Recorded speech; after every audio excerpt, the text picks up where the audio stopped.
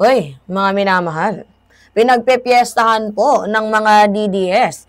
Ito nga pong warrant of arrest ni former Senator Antonio Trillanes.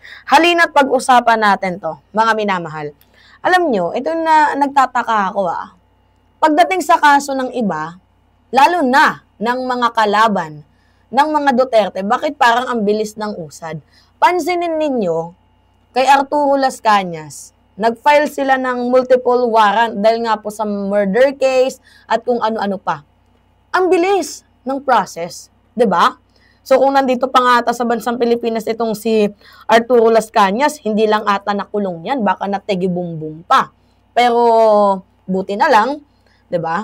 Nakalipad ng ibang bansa at naging source pa siya kung bakit, 'di ba, nakulong itong si former President Duterte. Literal nga naman talagang bilog ang mundo.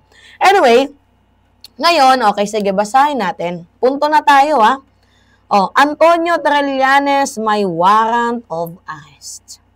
So, naglabas ng arrest warrant ang QC Court or ang Quezon City Court laban kay dating Senator Antonio Trillanes kaugnay sa kasong false testimony matapos ang reklamong inihain ni Davao City Representative Paulo Duterte kaugnay ng umano'y maling pahayag nito sa isang pagdinig sa Kamara taong 2024.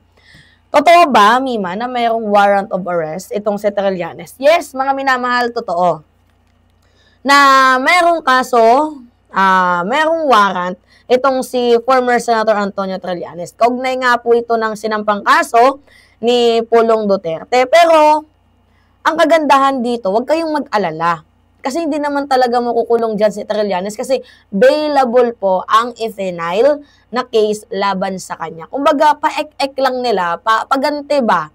Sa madaling sabi, mga minamahal, pagganti lang ng mga DDS ito kay Trillanes. Kaya nga, diba, lahat tayo magtataka, ang bilis ng usad pag sa mga kalaban ni Duterte. Pero pag sa mismong mga Duterte, kaya bagal-bagal yung impeachment, dinilayed ng dinilayed. Hanggang sa tingnan ninyo, pati yung highest court of the land, dabay kumampe dito kay,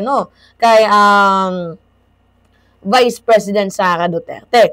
Ngayon, itong kaso ni Trillanes, false testimony lamang po. Kumbaga, meron daw pong maling pahayag itong si Trillanes na sinasabi ni Congressman Pulong Duterte. Pero, mga minamahal, yung false testimony na yan, nakita ko kasi sa paper ng QC is 18K lang yung fine. So, malamang, feeling ko na kapag fine naman, itong si former Senator Antonio Trillanes. Kaya kung makikita ninyo, nakalaya, nagsasalita pa din kahit saan itong si Trillanes. Pero ito yung ito yung tawag dito, yung malala sa mga Duterte kasi ang file lang nila kay Trillanes, false testimony lang. Samantalang si Trillanes, tingnan nyo yung i-file niya. Sa mga Duterte, plunder. 'Di ba? Yung pagnanakaw. Oo. Ano pa maliban sa plunder? Sige nga. Yung illegal drug smuggling.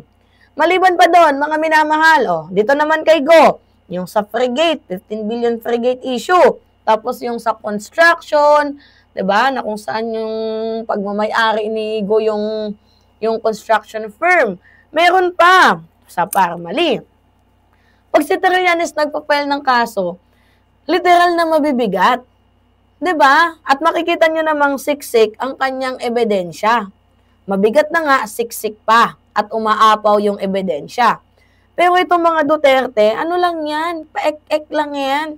Oo, kasi yung kaso kay Trillanes, yung false testimony, hindi naman mabigat Pwede kang mag-bail ng 18,000. 'Di ba? Ewan ko ba, garantisado ng ng QC Court. Naglabas kasi mga minamahal ng resolution.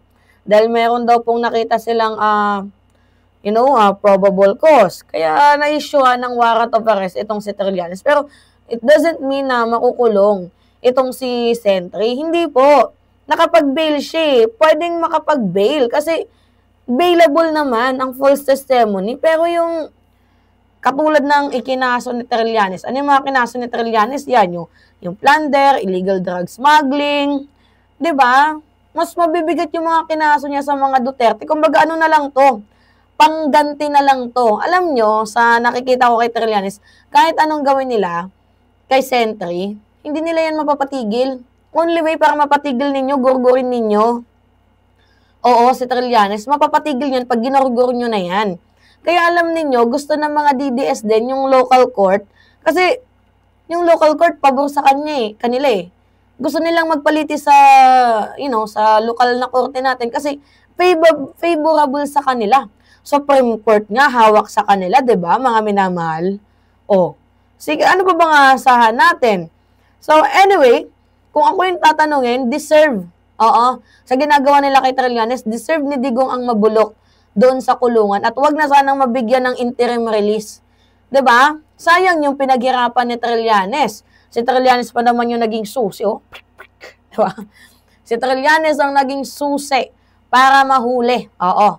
Itong si former President Rodrigo Duterte at mahuhuli na din siguro by the end of this year or early 2026 itong si VP Sara, pero sabi nga ni Trillanes sa kanyang post, sa maybe dalawa o tatlong warrant of arrest, mukhang hindi daw kasama si Sara, pero wag kayong magpapalagay ng loob. Hindi natin alam na baka naglalaro lang din yan si Trillanes para kampante ang pag-iisip ni Sara Duterte na hindi nga siya uhulihin. Sasabihin ng iba, ano ba yung kredibilidad ni Trillanes? Asong ulol lang naman yan. Wag kayo. Lagi niyang sinasabing ganun si Trillanes, pero ano yung nangyari sa inyo? 'Di ba? Nung nahuli, itong si Digong, iiyak-iyak kayo. Kaya ang gusto lang talaga nila dyan, feeling ko patahimikin itong si Sentry. Kaso hindi naman talaga tatahimik yung bunganga niyan hanggat di niya pa nakakamit yung hustisya. Binaboy ba naman yung kanyang pagkatao? At saka, ang lakas naman mag-file ni Pulong, 'di ba, ng false testimony. Pero para sa akin, 'di ba, siya dapat yung kasuhan ni Trillanes doon sa 51 billion at saka sa drug smuggling. 'Di ba, mga minamahal? Baga sunog na sunog sila ni Sentry wala tayong magagawa, mga pikon talaga yung mga yan. But anyway, yung taong bayan, hindi naman natutulog yan, yung mamamayang Pilipino, alam naman kung ano yung tama at mali. Kaya poprotektahan yan si Trillanes. At patuloy pa yung lalaban. Madami pa yung ipaglalaban mga Pilipino. So, ang antayin nating warrant of arrest yung kay Bato, kay Sara at kay Go. Yun, legit yun, mga minamahal. 'Di ba? So, hoping sana kung ano yung ginawa kay Dilima, kung paano katagal yung justice kay Dilima, ganun din sana katagal yung justice kay Digong, no? 'Di ba? Para detainee lang, or di kaya mabilis yung justice pero guilty. 'Di ba? Actually, guilty yan. Oo, tingnan na lang natin soon. Daming ebidensya 15 hours of video, tapos 8,500 pages. Ang dami. 'Di ba? Sobrang dami. Kaya itong si Duterte, mukhang suntok na lang talaga sa buwan ang makauwi dito sa bansang Pilipinas. Alright, mga minamahal. Anyway, it's me again, Alicia Nyon. Nagbabalik muli para sa ating panibagong video. Pahingi lang ako ng comments, likes, and share. And also, don't forget to click the subscribe and hit notification bell, mga minamahal, for more update. Yun lamang po at ingat, mga kababayan.